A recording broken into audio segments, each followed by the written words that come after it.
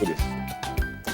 So an article recently published in the Sunday Gleaner in referencing UNICEF's recently released annual report on the state of the world's children states that the report is a reminder to Jamaica that the island is potentially on the cusp of a mental health crisis among its adolescents, which, if not urgently addressed, could result in the costly loss of an entire generation. Professor of Child Health and Child Development and Behavior, Professor Maureen Sams-Vaughan, joins us. And we're going to be talking about the psychological repercussions of the pandemic. Good morning, Doc. Morning, Professor. Morning. Always good to be here with you. Hope all is well with you. Oh, definitely. What, Thank you. what Delia just read from UNICEF, do you agree with that? And if you do, why? I know the pandemic is around, but why exactly would we be concerned that our youngsters, or as they say, adolescents, are having problems or will have problems? Well, a lot of the times we think that children are doing okay when they aren't. We are much more clued in to the concerns of adults. But children have had a really rough time since the pandemic. They've had disruption in their regular routines, getting up, going to school. Routine is very important for children to feel safe and for their mental health. They've had social isolation. They've not been exposed to all the social activities that they are accustomed to. Again, going to school, going to church, going to extracurricular activities, meeting up with family. This is so important. Socialization is so important for children's development. All of us as adults had prolonged periods of socialization, but our children have not had this for a long time. Many of our children in Jamaica, they've been displaced. They've been displaced, some because they can access Wi-Fi, some because the parents had to be working. They've been displaced from their regular situations. They're using more screens. There's more sedentary behavior, and physical health is really important for mental health. So we're not having as much physical health. And with the screens, we can get so severe that we can have internet addiction and cell phone addiction. Then they've been exposed to more family conflict, family violence, and family stress as people stayed together longer and more conflict emerged.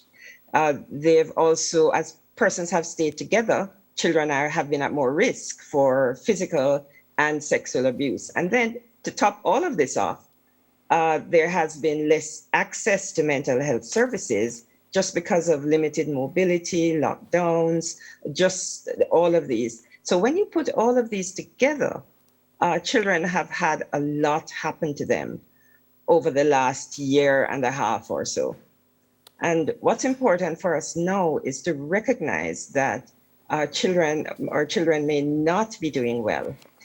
For many children, what this means is that someone needs to be aware of what is happening to children.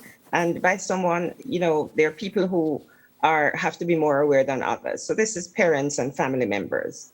But now that children are going back to school, we're talking now about their first contact persons at school, their teachers, their guidance counselors, to be so aware of what has happened to children and to be able to support and help children. Wow, Professor. It's a lot. It's a lot. What specific age group are we talking about? Because the report, and even what I read, cited adolescents. But when you say children, are we really speaking to ages 2 to 18? What age groups are we talking about? Oh, no, we're talking about very young children. Some of our very young children have suffered particularly, and children of different ages have different developmental needs. Right. So they are going to have different problems. So, for example, very young children between the ages of 0 and 5 years, the early childhood group, that group, they are so dependent on social interaction for their brain to develop. So brain development is maximal in those first 6 years of life. And a lot of brain development that takes place in those critical years is social and emotional development, which they learn from interacting with their peers in social situations. And now they've been primarily at home, so they haven't had that aspect of brain development that's typical. Parents I know have tried their best. Some parents have had children meet in very small groups just to get them to socialize. Parents have actually said that, when their children see other children, they actually just don't know what to do. It takes them a while to figure out how to socialize again. And so this is one of the challenges that we have with very much younger children. And what parents might see is that they might see more what we would call being rude in Jamaica. We like to use that term when really what's going on is a mental health problem. Children become more defiant or disobedient. They become more aggressive. They become more anxious. They become more clingy to their parents. So a lot of behaviors that we see in our context that we like to ascribe to children being rude is really a cry for help from children, and we need really to recognize it as such. Yep. Is there any benefit at all to this, Professor? The fact that they're at home with family and stuff, is there any benefit at all to these youngsters? For sure. There has been some benefit in that some persons have spent more time with their children, so they've understood them more. Some parents have actually said to me that they actually know more now about what their children are doing in school because they've had to be so engaged with school. Parents of children with disabilities have said to me, though they have been concerned that they haven't had access to services, they've actually said to me that they have actually made progress with their children's development. Some have told me that because they were at home with their children, they now had the opportunity to toilet train them and to develop some of their skills. So it hasn't been all bad, but we really, really have to be focused now on children's mental health. Yeah. Sometimes I hear people say, oh, they're young, then we outgrow it. Or they're children, they're resilient, they'll get over it. What are the dangers, Professor, of listening to some of the things you're saying now, some of the things that UNICEF has uncovered in the report and not acting on it? What are the long-term effects that may happen? Without there's one of our popular sayings that there's no good health without mental health.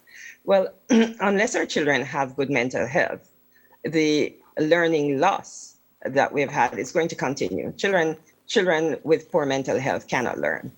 And we've already had significant learning loss, and we are going to be trying to catch up. So we're going to see that children just have difficulty adjusting to school and learning. We're going to see that mental health problems, if they're not dealt with, if their children do not get the support that they need, they only get worse. And, the longer you have a problem and the more chronic it is, the more difficult it is to manage it. And some of our extreme mental health conditions will include suicide and suicidal ideation. So we want to address our mental health concerns before they get to that kind of situation. So when children are in school now, for example, what teachers should be discussing with children is how they're feeling.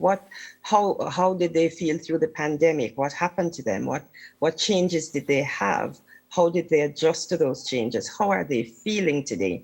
Much more important now than testing children and finding out where children are educationally. It's more important for us right now to focus on children's feelings and children's emotions.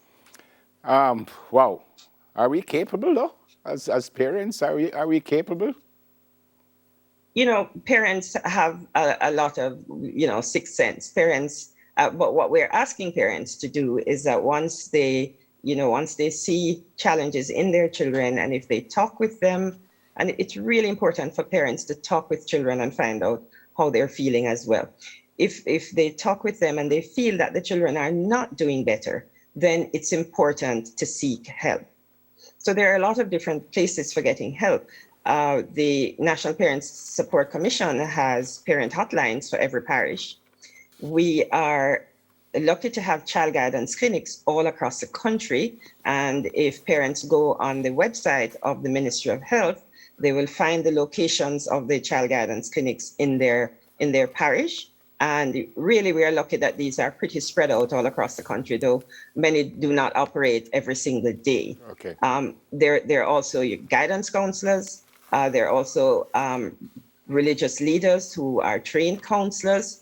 So, there is a community network here that we can utilize and that we should utilize. Yep. But we should utilize that early. Okay. Thanks very much, Professor. I think we're close enough for me to tell you have a great holiday season. All right, December 1. Yeah, December 1. Always great to see you. God bless you. Okay, and thank you for bringing this to the fore this morning. It's our pleasure. She's a professor of child health, child development, and behavior. She's Professor Maureen Sams Vaughan. On the other side of the break, we get stylish with Kate.